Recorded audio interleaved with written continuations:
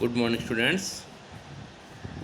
कल अपन ने पढ़ा था कि के का जो मान है वह मोल 1 माइनस ए प्लस बी जो घात होगी उन घातों को अपन जोड़ेंगे जो अपने पास अभिकारकों की जो संख्या होगी उस आधार पे। ऐसे लीटर का मान ए प्लस बी माइनस 1 और सेकेंड इनवर्स तो सभी में आएगा ही। अगर अभिक्रिया शून्य कोटि की है, शून्य कोटि का मतलब ऐसी अभिक्रिया जिसमें अभिक्रिया का वेग जो है वो विकारकों की सांद्रता पर निर्भर नहीं करता है, मतलब a प्लस बी का जो मान होगा जिसे अपन n कहते हैं वह 0 के मान के बराबर होगा। तो k बराबर इसे मान रखो इस फॉर्मूले के अंदर यहाँ पर। तो मोल 1 माइनस 0 का मतलब 1, तो मोल हो गया। लीटर 0 माइनस 1 यानी लीटर का मान -1 में आ गया और सेकंड इनवर्स तो रहेगा ही। तो शून्य कोटि की अभिक्रिया के लिए के की जो मात्रक होता है वह mole litre inverse second inverse के मान के बराबर होता है। ये राजस्थान बोर्ड में कई बार आते हैं इस क्वेश्चन को, इसलिए आप लोग ध्यान से देखना। प्रथम कोटि की अभिक्रिया के लिए वेग स्थिरांक का मात्रक देखो क्या है। के बराबर मतलब अब अपने पास में क्या आ गया, प्रथम कोटि के लिए मतलब a प्लस बी का मान 1 आ गया, तो मोल 1 माइनस 1 कितना हो गया 0। लीटर भी क्या हो गया 1 माइनस 1, क्योंकि a प्लस बी 1 हो गया 0 हो गया। इसका मतलब k का मान केवल और केवल किस पे डिपेंड कर रहा है, सेकंड इनवर्स पे।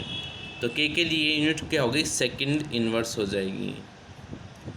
इसी प्रकार अगर अपने पास में सेकंड ऑर्डर रिएक्शन है तो सेकंड ऑर्डर रिएक्शन के लिए अगर आप लोग देखो तो मोल 1 माइनस ए प्लस बी का मान 2 हो गया, तो 1 माइनस 2 हो गया। 1 माइनस 2 का मतलब -1, तो मोल -1 आ गया। लीटर a प्लस बी -1 होता है, a प्लस बी का मान 2 है, 2 माइनस 1 कितना आ गया 1, तो मोल इनवर्स लीटर और सेकंड इनवर्स के मान के ये बराबर हो जाता है ये। तो ये यूनिट्स जो है वो आपको याद रखनी पड़ेगी भैया, क्या क्या यूनिट जो है वो अपन इसके अंदर करते देख रहे हैं।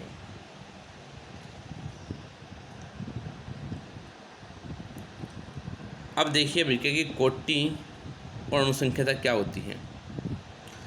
अभिकारकों की सांद्रता के घातांकों के योग को अभिक्रिया की कोटि कहा जाता है। ये एक ऐसी परिभाषा है जो राजस्थान बोर्ड में बहुत बार आती है, इसलिए आपको इसको अच्छे से याद रखना है, दोनों ही परिभाषाओं को।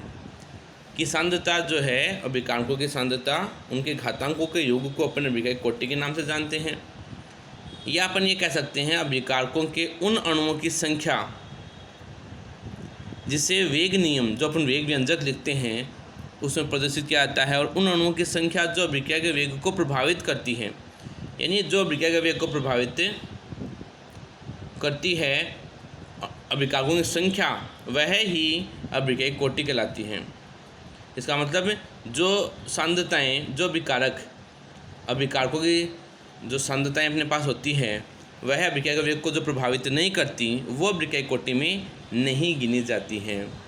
जैसे अपने पास R हो गया, ठीक है ना, तो R बराबर के ए की पावर ए और बी की पावर बी। अब पावर को जोड़ दो, ए और बी को जोड़ा तो n आ गया, और n क्या है अभिक्रिया की कोटि होती हैं। R देखो के ए की पावर 1/2 बी की पावर 1/2, तो n तो क्या हो गया 1/2 प्लस 1/2 बराबर 1 आ जाएगा। तो ये जो है ये अभिक्रिया की कोटि कहलाती है अपने पास में, ठीक है। अब अपन पढ़ते हैं सबसे पहले शून्य कोटि की अभिक्रिया। तो वे अभिक्रियाएं जो सूर्य के प्रकाश की उपस्थिति में संपन्न होती हैं तथा वे अभिक्रियाएं जो किसी उत्प्रेरक के द्वारा उत्प्रेरित होती है शून्य कोटि की अभिक्रियाएं कहलाती हैं।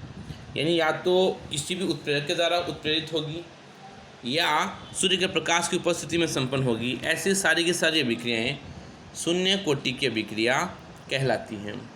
जैसे H2 प्लस Cl2 HNO की प्रेजेंस में ट्वाइस HCl बन गया, और N2 plus thighs H2 Fe की प्रेजेंस में ट्वाइस NH3 बन गया।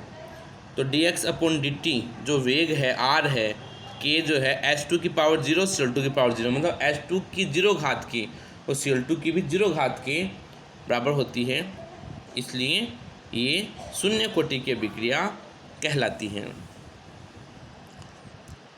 आगे देखिए प्रथम कोटि की अभिक्रिया। वे अभिक्रियाएं जिनमें अभिक्रिया का वेग केवल एक अभिकारक की सांद्रता के समानुपाती होता है, यानी अभिक्रिया का वेग केवल और केवल एक अभिकारक के प्रथम घात के समानुपाती होता है, वह ही प्रथम कोटि की अभिक्रिया कहलाती हैं। ठीक है ना। तो रेडियो एक्टिव विघटन भी प्रथम कोटि की अभिक्रिया है। यह राजस्थान बोर्ड में बहुत बार आया हुआ है कि रेडियो एक्टिव विघटन किस प्रकार की कोटि की अभिक्रिया है। तो ये एक प्रथम कोटि की अभिक्रिया है। NH4NO2 N2 + 2H2। द्वितीय कोटि की अभिक्रिया क्या होगी? 2HI H2 + I2 हो गया और 2NO2 2NO + O2 के मान के बराबर ये हो जाता है। तो ये तो बात होगी कोटि की। तो कोटि का मतलब सीधी सी बात है कि वे अभिकारकों की सांद्रताएं जो अभिक्रिया के वेग को प्रभावित करती हैं वो शून्य कोटि या कोटि कहलाती है उस अभिक्रिया की। अणुसंख्यता देखिए क्या है। अभिक्रिया में पाए जाने वाले अभिकारक अणुओं की संख्या, यानी इस अभिक्रिया में कितने अपने पास अभिकारक अणु हैं, कोई भी अभिक्रिया है उस अभिक्रिया में टोटल कितने जो है वो अभिकारक के अणु है, उन अणुओं की संख्या क्या कहलाती है? अणुसंख्यता। चाहे वो अभिक्रिया के वेग को प्रभावित करे या अभिक्रिया के वेग को प्रभावित नहीं करे, वह अणुसंख्यता कहलाती है। जैसे H2 + Cl2 H2 की प्रेजेंस में 2 HCl बनाया, ठीक है ना। तो यहाँ पर अणुसंख्यता जो है वह तो इसकी 2 हो गई, 2 मॉलिक्यूल से, एक H2 का एक Cl2 है। लेकिन कोटि की बात की जाए तो कोटि चूँकि H2 की प्रेजेंस में हो रही है, इसका मतलब H2 और Cl2 अभिक्रिया के वेग को प्रभावित नहीं करता है, इसलिए कोटि क्या हो जाएगी? इसकी शून्य हो जाती है। अभिक्रिया की कोटि एक प्रायोगिक मान है और अणुसंख्यता का एक सैद्धांतिक मान होता है। अणुसंख्यता एक एग्जैक्ट नंबर है और अभिक्रिया की कोटि जो है वो पॉइंट्स में भी या 0 भी हो सकती है। ठीक है ना। यानी अणुसंख्यता का नंबर आएगा 1 2 3 4, जबकि कोटि जो है वह पॉइंट में भी आ सकती है या 0 भी अभिक्रिया की कोटि हो सकती है। आगे देखिए छद्म प्रथम कोटि की अभिक्रिया। इस प्रकार की अभिक्रिया में अभिक्रिया का वेग केवल एक अभिकारक की सांद्रता पर निर्भर करता है। मतलब अभिकारक तो 2 होते हैं, अभिकारक 2 लिए आपने, लेकिन अभिक्रिया का केवल एक अभिकारक की सांद्रता ही अभिक्रिया के वेग को प्रभावित करती है।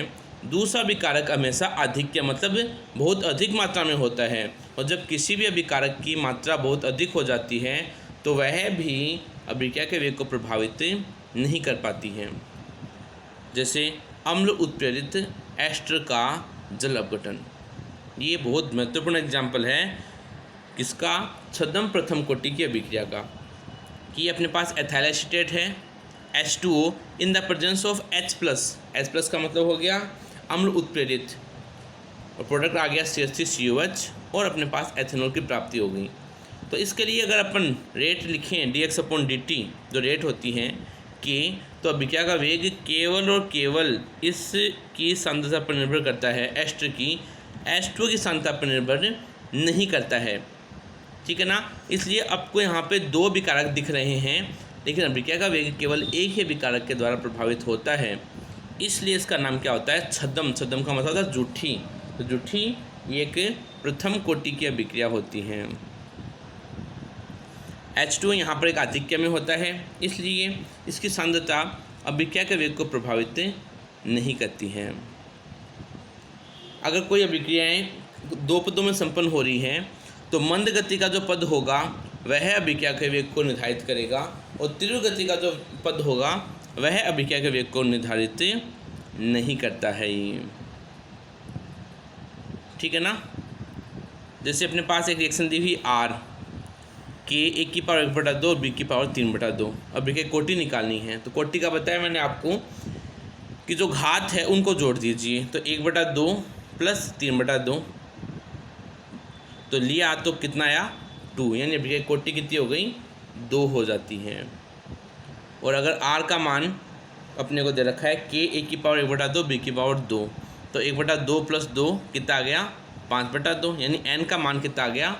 2.5, यानी अभिक्रिया कोटि पॉइंट्स और 0 दोनों में भी आ सकती है। अणुसंख्यता कभी भी पॉइंट्स या 0 में नहीं आती है।